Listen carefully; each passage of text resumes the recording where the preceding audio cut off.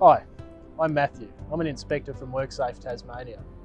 And today we want to remind workplaces to stay COVID safe. With Tassie's borders reopening and visitors travelling around the state again, now is the time to make sure your COVID safe control measures, like cleaning and physical distancing, are still working. Your COVID safety plan is your ticket to making sure your business stays open as the borders reopen and visitors return to Tassie. There may be additional risks, so now is the time to update your plan and make sure your control measures are working. Now is not the time to be complacent about COVID. It is actually the time to be making sure you've got all your plans, processes and control measures in place and working to keep your workers, customers and community safe. We all have to play our part.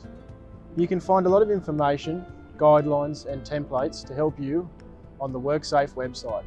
Or give us a call on 1300 366 322. Let's all do our part to stay COVID safe.